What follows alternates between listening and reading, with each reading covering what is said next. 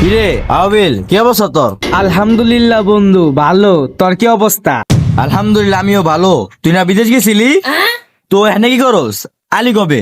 বিদেশ বিদেশ যে দালালের কাছে টাকা দিছি, ওই দালাল তো মাইরা দিছে বন্ধু, বুঝছ নাই? ও আচ্ছা মামা, তুই বিদেশে ট্রেনিং করছিলি না? ট্রেনিং কি কি শিখলি রে? ট্রেনিং? কি ট্রেনিং দিছি শুনবিনি? নিমডা। তারপর কি বন্ধু? দোজ ডাস টেল মি। হ্যাঁ, কি করস তুই? তারপর কি রে?